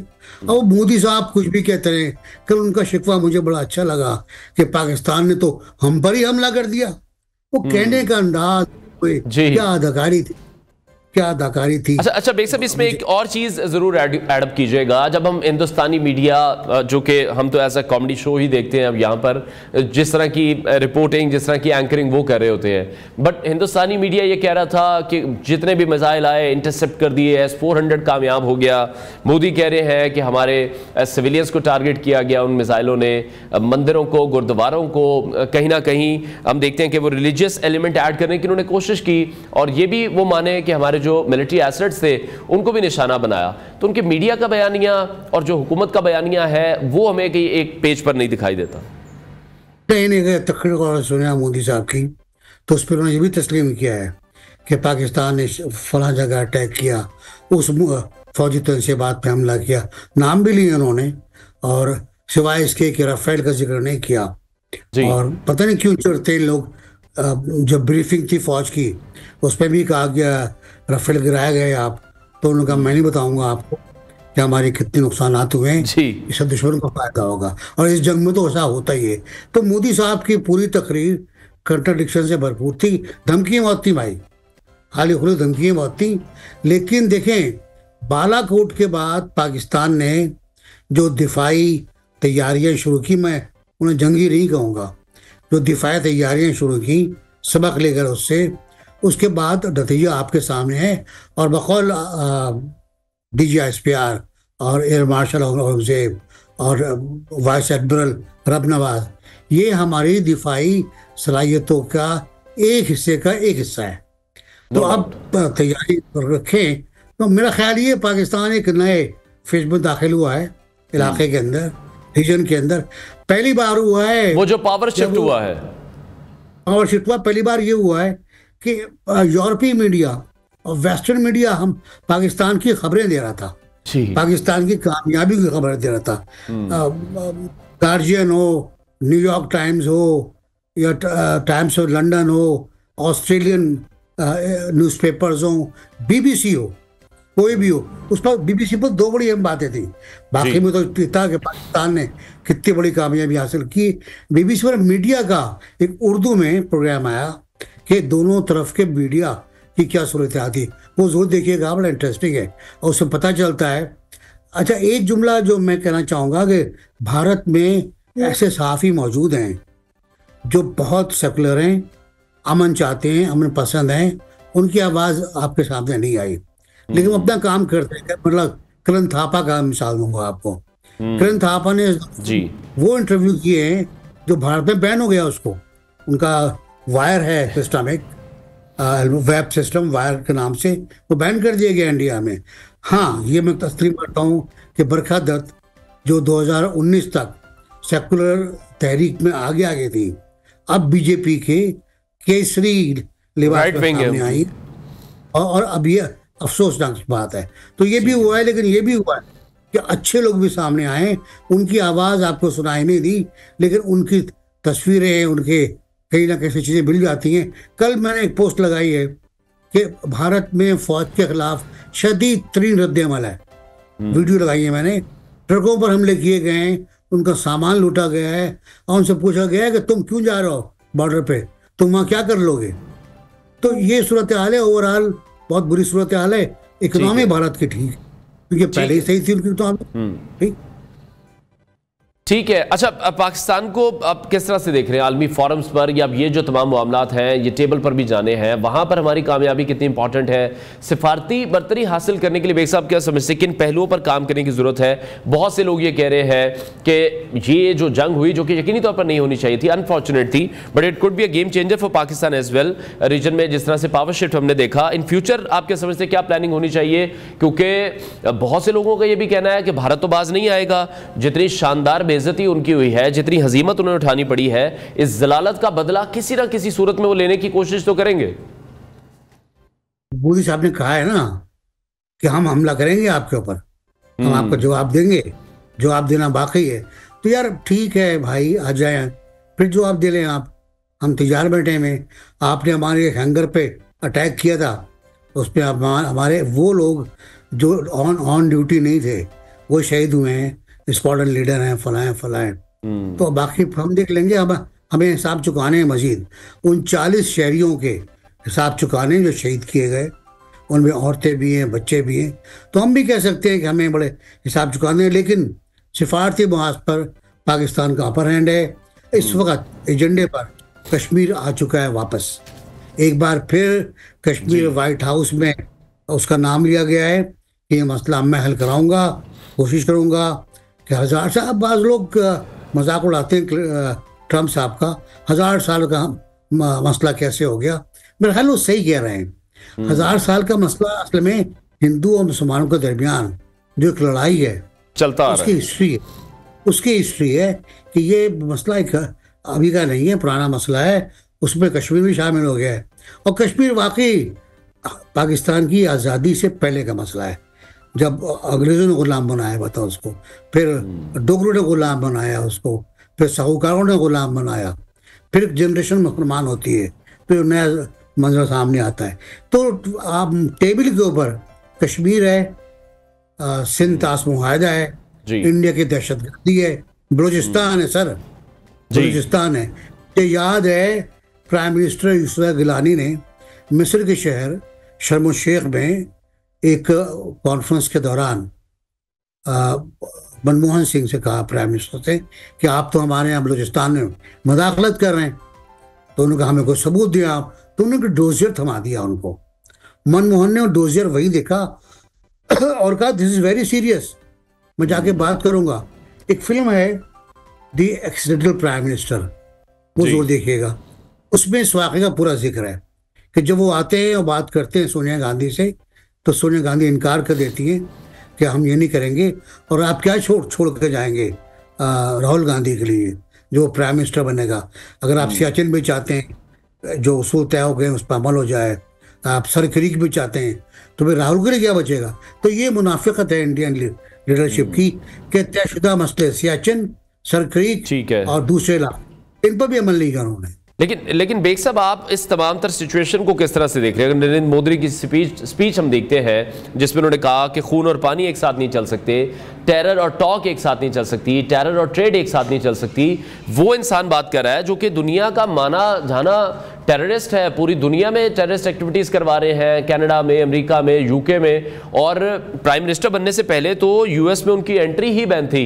और कल जो उनकी बॉडी लैंग्वेज थी, जो वो अपनी आवाम को अगर उन्हीं के लैंग्वेज में गए राम करने के लिए वो एग्रेशन दिखा रहे थे, किस बात का एग्रेशन था ये?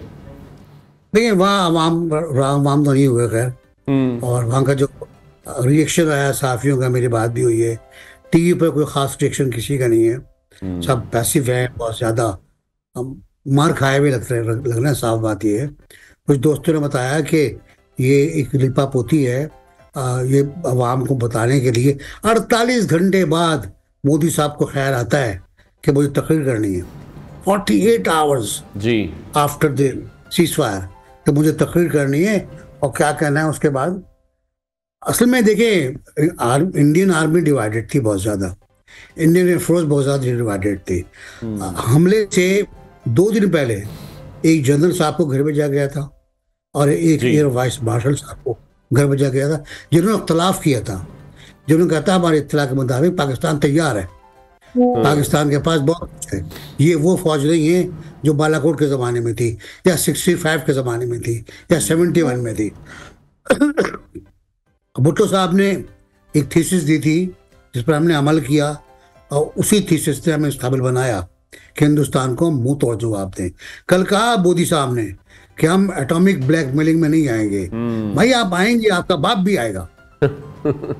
अगर आपके 3 कारखानों पर, बम्बई टॉम्बे, हैदराबाद मिसाइल प्लांट और एक और प्लांट है भूलों में, 3 पर अटैक हो जाए तो आप बचेंगे नहीं, आपके दरियाओं में खून बहेगा। बिलावल भुट्टो ने बिल्कुल सही कहा था, या तो दरियाओं में पानी बह सकता है या खून बहेगा। तो मोदी साहब ने उसका एक बेहुदा जवाब दिया है कि खून और पानी एक साथ नहीं चल सकते। बिल्कुल दुरुस्त कहा उन्होंने। बिलावल भुट्टो की तौसीफ की है कि या तो खून बहेगा या पानी बहेगा, इस बार तय है। देखिए हम जर्नलिस्ट हैं, हमने बहुत काबू किया अपने आप को, बहुत जज्बात काबू में रखे, लेकिन ये बात सही है कि एक प्राइम मिनिस्टर जब बेहुदा बात करता है, जब लचर बात करता है, तो उसका जवाब देना होगा। उसका जवाब देना नो डाउट। और बड़े बड़े ज़बरदस्त तरीके से एक सब आपने भी देखा, पाकिस्तानी फ़ौज ने जिस तरह से जवाब दिया, अवाम जिस तरह से साथ रही है। अभी सिफारती बयानिए के साथ साथ आप किस तरह से देख रहे हैं मीडिया वॉर? अगर हम देखें, ये बहुत ज़्यादा इंपॉर्टेंट हो चुकी है। इसमें अपनी पोजीशन मजबूत करने की कितनी ज़्यादा ज़रूरत है, ख़ास तौर पर जब हम आलमी मीडिया को देख रहे हैं कि वो पाकिस्तान को डिस्कस कर रहे हैं, तो हमें शायद अब इस लाइमलाइट से पीछे नहीं होना, हमें इन तमाम चीज़ों को आगे कैरी करना है। बिल्कुल आपकी सही बात है कि हमें इंसिस्ट करना है। हमने जो कामयाबी हासिल की है मीडिया वॉर में, उसको आगे लेके जाना है, उसको स्ट्रॉन्ग करना है। देखिए, दो बातें बहुत इंपॉर्टेंट हुई हैं कि इस जंग के दौरान पाकिस्तान में कोई स्ट्रीट क्राइम नहीं हुआ और जंग बंद होते ही हो गया। तो एक साहब ने लिखा बहुत अच्छा, हालात मामूल पर आ गए, कराची में पहला मोबाइल फोन छीन लिया गया। बिल्कुल, एक साहब ने लिखा शरारती अंदाज में, लेकिन वाकई हाल है। लोग इकट्ठे हो गए थे, पीटीआई के लोग भी हिमायत कर रहे थे, कुछ मुखालफत कर रहे थे, कुछ कह रहे थे नूरा कुश्ती है, खातून ने कहा, अलीमा खातून ने कि नूरा कुश्ती, लेकिन सबने कहा, उमर अयूब तक अपना कहने लगे कि भाई बहुत डिलेड रिस्पॉन्स, ऐसी टर्म्स यूज की गई अपने मुल्क के खिलाफ। तो खैर उसको तो पता ही नहीं कि रेस्पॉन्स होता क्या है। उसको तो रेस्पॉन्स देना असेंबली में नहीं आता है। फील्ड मार्शल मार्का मूछल उन्होंने बना ली है अपनी, और बोलते रहते। अब वो इमरान खान साहब ने उनको एक तोहफा और दे दिया है कि वो पब्लिक अकाउंट्स कमेटी के चेयरमैन भी हो जाएंगे। खैर वो मसला नहीं है। बात यह है कि हमने, और इम्पोर्टेंट बात यह है कि इस पूरे दौर में पी का एक्ट का इस्तेमाल नहीं हुआ, जबकि हिंदुस्तान में जो उनका एक एक्ट है, दो एक्ट हैं उनके बगावत के, सिविल एक्ट, दोनों इस्तेमाल हुए, धड़ाधड़ इस्तेमाल किया गया, दोनों इस्तेमाल हुए। अखबार बंद किए, चैनल्स बंद किए, हमारे बहुत से यूट्यूब चैनल बंद किए गए, 17-18, बल्कि प्रोग्राम भी बंद कर दिए गए हमारे। तो वहाँ तो बहुत बुरा हुआ है। यहाँ हमने अपने आप को काबू में रखा है और इसी को लेके साथ चलना है। यही वो जर्नलिज्म है जो आपको सपोर्ट करेगा, यही वो मीडिया है जो आपको सपोर्ट करेगा। पहली बार मेरे ख्याल है आप भी इत्तेबार करेंगे इस बात का, आपको भी अंदाजा होगा, पहली बार कोई एडवाइस नहीं आई है, पहली बार ये नहीं कहा गया खबर इस तरह चलाओ, फलां खबर मत चलाना, ऐसा नहीं हुआ मेरा ख्याल है। तो अब अगर सूरत हाल ये बनती है तो आलमी मुहाज पर आपको मीडिया को दिखना पड़ेगा, वहाँ आपको जाना पड़ेगा। इस पूरी सूरत हाल में पाकिस्तान का जो नैरेटिव था वो बहुत अच्छी तरह पेश हुआ है। मैं वाक़ईतन तारीफ करता हूँ बिलावल भुट्टो जरदारी की। उन्होंने 4-5 इंटरव्यू बहुत तवील दिए, बहुत शानदार दिए।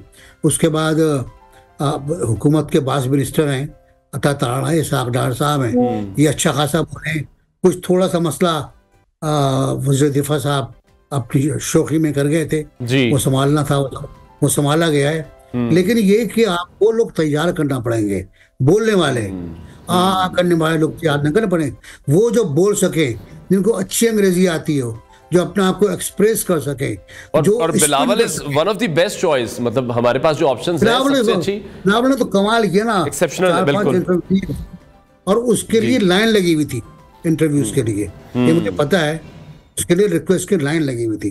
वो खुल के बात कर रहा था। और फिर देखें, पाकिस्तान में कोई सूबा जहां हिंदुस्तान के खिलाफ जलसे हुए, वो सिंध है। सिंध में 3 जलसे हुए हैं और चौथा जलसा कल कराची में हुआ है, बहुत बड़ा। ये उलमा का जलसा था। मुफ्ती मुनीब रहमान, मुफ्ती उस्मानी साहब, सारे बड़े बड़े मुफ्ती, हमारे ग्रैंड मुफ्तीज वो मौजूद थे और हजारों लोग थे। मुझे दुख है कि उसको हमने सही कवर नहीं कर पाए खबरों के हुजूम में। ठीक है, वो सिर्फ झलकी देके रह गए, लेकिन इतना बड़ा जलसा। ठीक है। इंडिया। अच्छा बेग साहब, लास्टली मेरे 2 सवाल हैं on a lighter note. Chinese defence system की अगर हम बात करें, हमने बड़े ज़बरदस्त तरीके से उसकी एक टेस्टिंग करके दिखा दी पूरी दुनिया को। हमने कहीं ना कहीं चाइना को भी पे बैक कर दिया। अब वो जो हम पे एक था कि हम सिर्फ पैसे लेने जाते हैं, शायद ऐसा नहीं है, पाकिस्तान ने भी पे बैक किया बड़े अच्छे तरीके से। दूसरी तरफ जो भारतीय फ़ज़ाइया के एयर चीफ है अमरप्रीत सिंह, उनके हवाले से भी कुछ इतलात, मुतनाज़ा इतलात हैं, उन पर भी मैं चाहूँगा ज़रूर कमेंट कीजिएगा कि शायद कहीं मारा पीटा गया है या उनकी भी कहीं सुबकी की गई है, उन्हें बड़ी तनकीद का सामना है इस वक्त। इतना ये कि राफेल के गिरने के बाद उन्होंने मुलाकात की थी हवाबाजों से, उनमें राफेल के भी हवाबाज शामिल थे जो पैराशूट से उतर गए थे, और वहाँ झगड़ा हुआ है, शायद थप्पड़ मार दिया गया है एयर मार्शल साहब को भी, क्योंकि वो लड़के जज्बाती हो रहे थे। उन्होंने कहा कि हमें तैयारी के बगैर आपने भेज दिया, हमें बताया नहीं पाकिस्तान के पास क्या है। हमारा तो ख्याल है पाकिस्तान के पास खाली रॉकेट होंगे, मिसाइल होंगे, एंटी एयरक्राफ्ट गने होंगी। वो तो हवा में उड़ के मार रहे थे हमको, कलाबाजी खा के मार रहे थे हमको। और पेल 15 जो है आपका मिसाइल जी, आप अगर तस्वीर देखते हैं उसकी इतनी मासूम सा है, वो इतना प्यारा सा लगता है, खिलौना लगता है। उसको मैं सबसे अच्छा कमेंट सुना है मैंने कि वो इतना मासूम मिसाइल है। मैंने इस पर कमेंट वो लिखा था मैंने और एक अंग्रेजी का चैनल था सऊदी अरब का, उसको मैंने naughty child and he killed everything. उसका अंदाज देखिए, उसके आगे भी रडार है, पीछे भी रडार है उसके, वो छोड़ता नहीं है। शर्त सिर्फ ये है कि जेसी टैन उसको लॉक कर दे उसके जहाज को और फिर बटन पुश कर दे, बाकी उसकी जिम्मेदारी है कि अच्छी क्लास में जाके अच्छा रिजल्ट लेकर आए, और वो अच्छे रिजल्ट लेकर आए हैं। हमारे जो एंटी मिसाइल थे फतह 1 कमाल आप देखें, फायर होता है तो पहले तो वो तबाह करते हैं मिसाइल एयर में, फिर वो तबाह करते हैं ब्राह्मोस को। ब्राह्मोस का बड़ा भरम था, उसको तबाह करते हैं। जब ब्राह्मोस का बड़ा भरम था, S-400 का बड़ा भरम था, भरम में मारे गए लोग।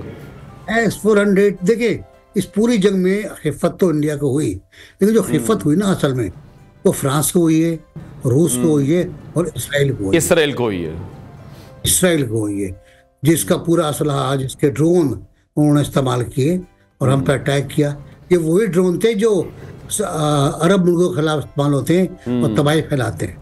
इनमें खुदकुश हमलावर भी हैं इन ड्रोन्स के अंदर, जो असला लाते हैं और फट जाते हैं। तो ये किया हमने, कामाकाजी जिन्हें कहा जाता है जी, कामाकाजी। तो ये सूरत हाल है। हमने चाइना को और अजरबैजान को, मैंने तुर्की को, सबको खुश किया है हमने कि उनकी जो चीज़ें थी का एक्सपेरिमेंट भी हो गया, वो किलर भी हो गए, वो मशहूर भी हो गए, उनकी मार्केट भी बढ़ गई, अब उनकी फरोख्त शुरू हो जाएगी। बहुत शुक्रिया सीनियर तज़िया का नासिर ब्रेक चुकता है सब हमारे साथ इन कॉन्वर्सेशन थे। नाज़रीन ब्रेक लेते हैं, ब्रेक के बाद आपको दोबारा ज्वाइन करेंगे।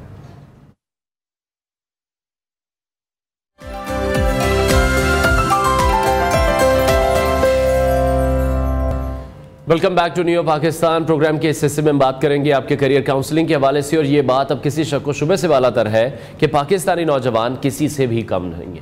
उन्होंने वो कर दिखाया है जिसकी शायद किसी को तवक्को नहीं थी, और ये साबित भी कर दिया है कि अगर उन्हें मौके दिए जाते हैं, उन्हें एक डायरेक्शन दी जाती है, तो वो दुनिया की किसी भी कौम का भरपूर मुकाबला कर सकते हैं। हालिया दिनों में हमने देखा जब पाकिस्तान एक हाइब्रिड जंग यानी साइबर और इंफॉर्मेशन वॉर से नबरदाजमा था, तो महाज पर न सिर्फ वर्दी वाले सिपाही मौजूद थे बल्कि कीबोर्ड, माउस और कोड से लैस नौजवान भी अगली सफ़ों में खड़े थे। DGISPR का हालिया बयान इस बात का सबूत है कि पाकिस्तानी नौजवान IT और साइबर वॉर के असली हीरो बनकर उभरे हैं। उन्होंने कहा कि हम पाकिस्तान के उन नौजवानों के मकरूज हैं जो साइबर और इंफॉर्मेशन के महाज पर सफ़े अव्वल के सिपाही बने। डिजिटल जंग के इस दौर में जहां प्रोपेगेंडा हथियार है और मालूमात ही मैदान जंग बन चुकी है, वहां पाकिस्तानी नौजवानों ने कौमी बयानिए, हमारे रियासती वक़ार और इसके साथ साथ अफवाज पाकिस्तान के दिफा में भी शानदार किरदार अदा किया। वो बुनियानुल मरसूस बनकर हर झूठ और फेक न्यूज़ के सामने डट गए, और अब वक्त आ गया है कि हम इन नौजवानों की सलाहियतों को मज़ीद निखारने की कोशिश करें। इन्हें मसनूई जहानत AI की तरफ लेकर जाएं, साइबर सिक्योरिटी सिखाई जाए, डिजिटल मीडिया सिखाया जाए, और इसके साथ साथ इंफॉर्मेशन टेक्नोलॉजी जैसे जदीद मैदानों में महारत दिलाई जाए, क्योंकि जो आने वाला कल है वो डिजिटल होगा और इसमें जीत उसी की होगी जो वक्त से आगे देखेगा। इसी अहम मौजू पर रोशनी डालने के लिए आज हमारे साथ मौजूद हैं student career counselling expert Mehtab Hameed, जो नौजवानों की रहनुमाई करते हैं, उनके करियर गाइडेंस में एक अहम खिदमत भी सरअंजाम दे रहे हैं। मेहताब, बहुत शुक्रिया हमें शो में ज्वाइन करने के लिए। कैसे हैं आप? अल्हम्दुलिल्लाह, आई एम गुड, बेहतरीन, जबरदस्त। अच्छा, DGISPR का जो हालिया बयान था, नौजवानों के किरदार को उन्होंने बड़े जबरदस्त तरीके से बयान किया। और आप तो ऑब्वियसली ओवरऑल तमाम ही डिपार्टमेंट्स को देखकर लोगों की काउंसलिंग करते हैं, बट अगर हम सिर्फ इस जाविये से भी देखें, जो एक साइबर वॉर भी साथ साथ चली थी, इसको आप किस तरह से देख रहे हैं? देखें, ये एक नया पर्सपेक्टिव है कि यूथ के अंदर बहुत ज़्यादा पोटेंशियल है, और अगर उसे लिक्विडेट किया जाए तो पाकिस्तान लाइक सोशल मीडिया के ऊपर अपने बयानियों को, जो एक ट्रू पिक्चर है, देखें कि ट्रू पिक्चर जब तक सामने नहीं आती, दुनिया पाकिस्तान को पहले कुछ और समझती थी, और इस वॉर के बाद, इस साइबर वॉर के बाद, इस मीडिया की वॉर के बाद अब पाकिस्तान का इमेज डिफरेंट है। मेरे बहुत से दोस्त जो बाहर हैं वो कहते हैं कि यहाँ पे तो भी टोटली एक डिफरेंट पर्सपेक्टिव हो गया, इमेज चेंज हो गया। अब इमेज चेंज में यूथ की एक बहुत बड़ी कंट्रीब्यूशन है। 67% यूथ है, जिसमें से अगर हम 15 साल से 27 साल या 25 साल तक की एवरेज लें, वो 30% है। अब 30% इज अ बिग नंबर। उसको अगर डायरेक्शन मिल जाती है तो डेफिनेटली ये गेम चेंजिंग हो सकता है पाकिस्तान के लिए, पाकिस्तान के फ्यूचर के लिए, और पाकिस्तान की इंटरनेशनल इमेज के लिए। ठीक है। अच्छा, दो चीजें स्पेसिफिकली, एक तो ये जो पूरा वीक था हम लोगों के लिए, तो फिर बहुत ऑब्वियसली जंग तो किसी के लिए भी ठीक नहीं है, किसी की भी फेवर में नहीं है, ये अनफॉर्चुनेट था, बट हम पर तो इम्पोज की गई, फिर हमने रिस्पॉन्ड किया। ये एक हफ्ता हमारी इमेज बिल्डिंग अगर हम कह लें, हमारी पूरे दुनिया में हमारी जो प्रेजेंटेशन है वो तब्दील हो गई। और जो कहा जाता था कि हिंदुस्तान IT सेक्टर में बहुत आगे है, वो भी फिर लोगों ने देख लिया कि फिर पाकिस्तान के जो नौजवान हैं वो भी किसी सूरत पीछे नहीं है। अच्छा, देखिए, इसमें हिंदुस्तान बहुत आगे है, ये एक परसेप्शन क्रिएट की गई थी, बिकॉज हिंदुस्तान का अगर वॉल्यूम देखें तो number, I guess in terms of number बड़ा है, बट एक मीडिया की वजह से परसेप्शन क्रिएट की गई थी, और इस हाइप को ब्रेक किया गया, और अल्लाह की तरफ से हुआ कि ये जो एक प्रोसेस हुआ, इसमें वो चीजें फिल्टर होगी, बिकॉज रियलिटी छुपती नहीं है। सो पाकिस्तान के पास माशाल्लाह बहुत ज़्यादा टैलेंट भी है, यूथ का नंबर भी बहुत बड़ा है। अगर हम उसको डायरेक्शन के साथ यूटिलाइज करते हैं तो डेफिनेटली कि जो रियलिटी है हम उसको सस्टेन रख सकते हैं, उस परसेप्शन को हम ब्रेक नहीं कर सकते। सो इंडिया की जो परसेप्शन थी वो अल्टीमेटली ब्रेक होगी। वो एक आर्टिफिशियल परसेप्शन थी जिसको क्रिएट किया गया था, सबके माइंड के ऊपर इंपोज किया गया था 5th जनरेशन वॉर के तहत कि जी इंडिया IT में बहुत आगे है, जबकि पाकिस्तान भी किसी से कम नहीं है। पाकिस्तान के अंदर वो टैलेंट है, आपके सामने वो कुछ हुआ जो कोई सोच भी नहीं सकता, अनएक्सपेक्टेड, बिल्कुल ऐसी। लेकिन ये अनएक्सपेक्टेड नहीं था, इसके पीछे बेस मौजूद थी, पाकिस्तान का वो टैलेंट, वो नौजवान, वो प्रोफेशनल्स जो IT की फील्ड में इतनी महारत रखते हैं, जिन्होंने वो सब कुछ कर दिखाया जो नामुमकिन था। ठीक है। अच्छा, आज स्पेसिफिकली इसलिए मैं जरा IT को या AI को डिस्कस कर रहा हूँ क्योंकि इस एपिसोड के रेलिवेंट कुछ चीजें हैं, हम दूसरे सेक्टर्स पर भी बात करेंगे। आप किस तरह से देख रहे हैं रुझान, कितना ज्यादा नौजवानों का इस पर बढ़ रहा है, या अब भी सिर्फ आपको लगता है कि रिवायती मज़ामीन को ही तरजीह दी जा रही है? हमें मज़ीद इसमें थोड़ी सी तेज़ी लाने की ज़रूरत है। अब अगर हम बाहर के स्कूल्स को देखें, इंटरनेशनल कुछ चीज़ों को फॉलो करें, अब उन्होंने स्कूल से ही अपने बच्चों को चीज़ें सिखानी शुरू कर दी। अच्छा, यहाँ पे भी चेंजिंग्स आ रही हैं, सब्जेक्ट में भी काफ़ी वैरायटी आ चुकी है। इवन आर्ट्स के बच्चे भी, कंप्यूटर साइंस उनके लिए कंपलसरी है, वो कंप्यूटर साइंस के सब्जेक्ट को पढ़ सकते हैं, बिकॉज जब आप कंप्यूटर साइंस की सिलेक्शन में आ जाते हैं देन फिर आपके पास आगे कैनवस बड़ा है, आप किसी भी फील्ड के अंदर जा सकते हैं। सो चेंजिंग यहाँ पे भी आ रही है, आल्दो थोड़ी स्लो है बट आ रही है, और इस फेज के बाद होप्स हो कि हम लोग इसको मजीद रिविजिट करेंगे, जी रिविजिट करेंगे, रीथिंक करेंगे इस पे, और रवायती मज़ामीन से हटकर आज वालिदैन भी इस पे सोच रहे हैं, बच्चे भी सोच रहे हैं। इवन के मुझे कुछ ऐसे बच्चे भी जिनसे बात करने का मौका मिला जिन्होंने रिसेंटली भी मैट्रिकुलेशन के पेपर दिए थे, अब वो सब IT के बारे में सोच रहे हैं, और वो पूछ रहे थे, अपने आप को स्पेसिफिक कर रहे थे कि मुझे उनकी सोच देख के बड़ी खुशी हुई कि वो बड़े स्पेसिफिक थे कि सर हमने इस फील्ड में जाना है तो ये कोर्सेज कहाँ से हम कर सकते हैं, और कौन से ऐसे अथेंटिक अदारे हैं जो ये करवा रहे हैं। लेकिन उनके क्वेश्चंस बड़े स्पेसिफिक थे,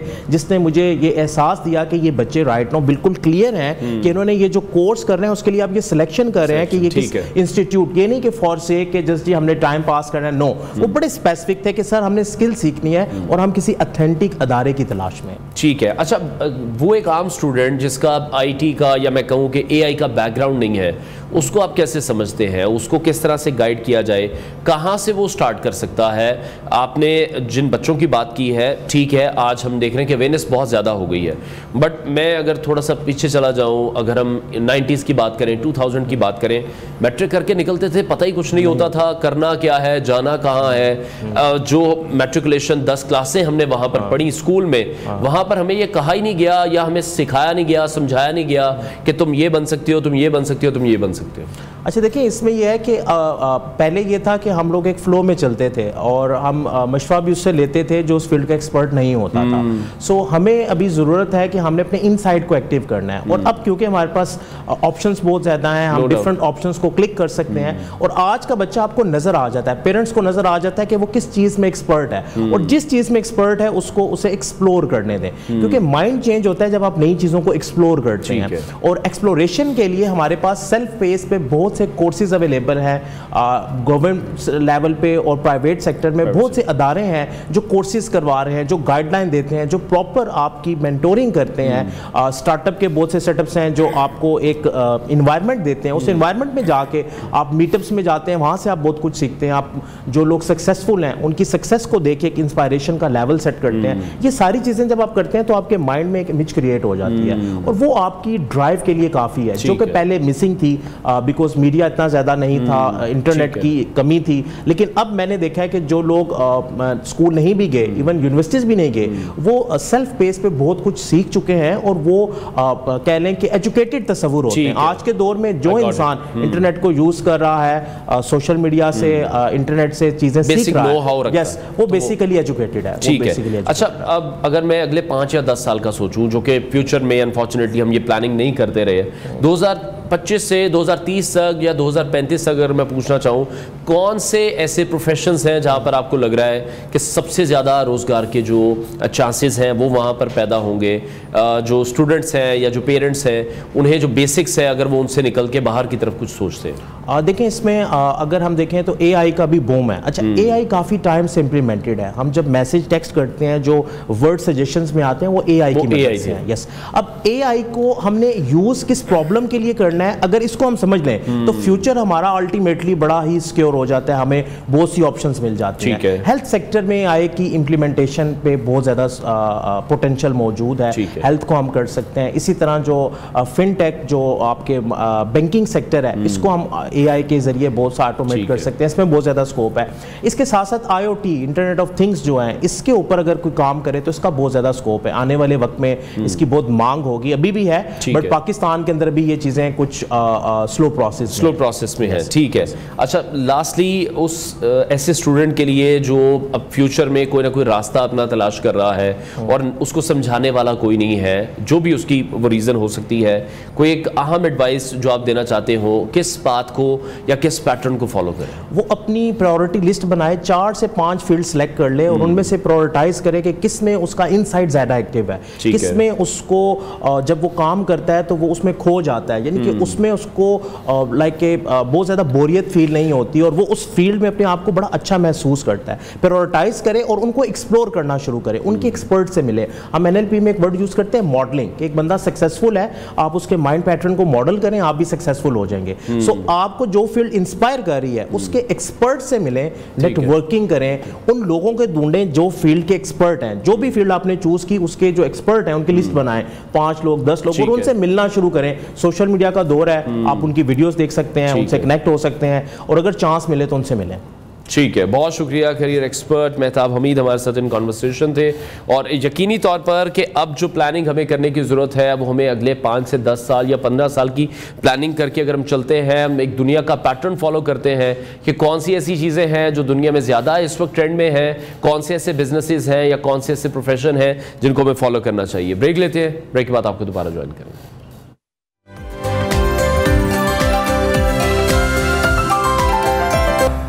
welcome back to new Pakistan. अब कुछ बात करेंगे मौसम के हवाले से, और बदलते मौसम के साथ हमें सिर्फ मौसम की खूबसूरती का ही नहीं बल्कि जो उसके असरात होते हैं उसका भी इदराक होना चाहिए। महकमा मौसमियात ने आइंदा 24 घंटों के दौरान पाकिस्तान के मुख्तलिफ इलाकों में मुतज़ाद मौसमी हालात की पेशगोई की है, जहाँ एक तरफ इस्लामाबाद, मरी, रावलपिंडी, गलियात और जेहलम जैसे इलाकों में तेज़ हवाओं के साथ मूसलाधार बारिश और यालाबारी का इम्कान है। वहीं सिंध और बलूचिस्तान शदीद गर्मी की लपेट में भी हैं। पंजाब और खैबर पख्तूनख्वा के जो बेशतर इलाके हैं वो भी खुश्क और मौसम की गिरफ्त में रहेंगे। इसी वाले से मजीद बात करेंगे डिप्टी डायरेक्टर महकमा मौसमियात जनाब अंजुम नज़ीर ज़ैगम साहब ने हमें ज्वाइन किया। साहब, बहुत शुक्रिया हमें शो में ज्वाइन करने के लिए। सबसे पहले बताइएगा कि मौजूदा मौसम की ये शिद्दत क्या ये मौसमी रूटीन का हिस्सा होगी या मौसमियाती तब्दीलियों की अलामत भी होगी? जी बहुत शुक्रिया। देखें, मई में जो है वो तकरीबन आप कह सकते हैं कि कुछ अनयूजुअल बारिश हो गई है, और अगर हम मई के महीने की बात करें तो पूरे पाकिस्तान में तकरीबन 90% जो है वो रेनफॉल ज़्यादा हुई है 14 मई तक। तो इस बात से आप अंदाज़ा लगा लें कि ये थोड़ा सा अनयूजुअल पैटर्न है। लाइक वाइज अगर हम सिंध की बात करते हैं तो सिंध में एक्सेसिव रेनफॉल हुई है। सिंध को 14 दिन का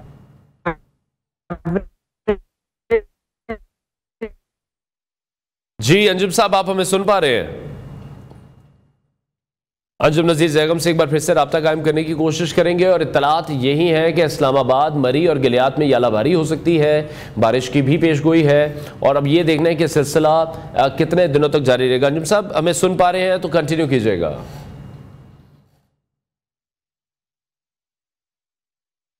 जी अंजुम साहब हमें सुन पा रहे हैं?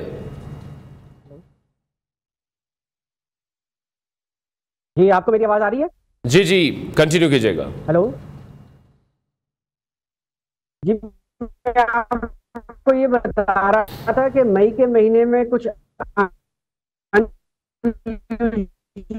रेनफॉल हो रही है पाकिस्तान में, जिसकी वजह से हमारा जो दर्जा हरारत भी जो है वो मामूल से, पाकिस्तान का जो दर्जा हरारत है 12 मई तक, सिंध की बात करें तो पंजाब में सिग्निफिकेंटली 1.99 डिग्री जो है वो टेम्परेचर अपना एवरेज से कम रहा, जबकि सिंध में 1.03 डिग्री सेंटीग्रेड कम रहा।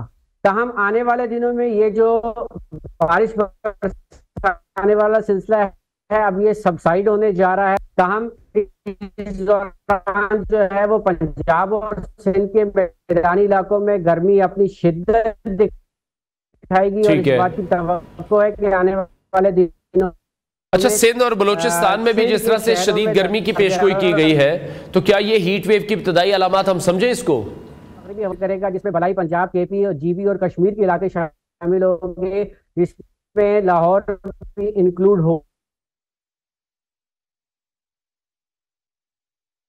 जी अंजुम साहब हमें सुन पा रहे हैं? अंजुम नज़ीर जैगम से एक बार फिर से रब्ता कायम करने की कोशिश करेंगे। मौसमियाती तब्दीलियों की अलामात भी इस वक्त देखने में आ रही हैं, जिस से अंजुम साहब ने भी कहा कि मई में जो हमने बारिश देखी बड़ी अनयूजुअल थी। इस्लामाबाद, मरी और गिलियात में भी ये कहा जा रहा है कि यालाबारी हो सकती है। इस हवाले से बारिश की पेशगोई भी की गई है और अब देखना है कि सिलसिला कितने दिनों तक जारी रहेगा। इसके साथ साथ महकमा मौसमियात ने सिंध और जो बलूचिस्तान है वहाँ पर भी शदीद गर्मी की पेशगोई की है और इस हवाले से जो एहतियाती तदाबीर हैं वो हम सभी को इख्तियार करनी है। पंजाब की बात करें, खैबर पख्तूनख्वा की बात करें, यहाँ पर भी मौसम खुश रहने की बात की गई है। तो अचानक से जो बारिश या तूफ़ान का हम सिलसिला देखते हैं ये क्लाइमेट चेंज का एक नतीजा भी है और शहरियों के लिए जो महकमा मौसमियात की हिदायत है, ख़ास तौर पर उन इलाकों में जहाँ पर यालाबारी एक्सपेक्टेड है वहाँ पर लोगों को ज़रा मोहतात रहने की ज़रूरत है और जो मौजूदा सूरत हाल है वो फसलों पर किस तरह से असरअंदाज हो सकती है, ख़ास तौर पर वो इलाके जहाँ यालाबारी भी हो रही हो। तो महकमा मौसमियात के पास जो जदीद सिस्टम्स हैं, जो मॉडल्स मौजूद हैं, जो ग्लोबल वार्मिंग के हवाले से बताते हैं, लोकल वेदर चेंज के हवाले से बर वक्त हमें गाइड भी करते रहते हैं। प्रोग्राम का वक्त नाज़रीन ख़त्म हुआ है। इंशाल्लाह कल फिर आपसे मुलाकात करेंगे। अपना बहुत सारा ख्याल रखिए, इजाज़त दीजिए, अल्लाह हाफ़िज़।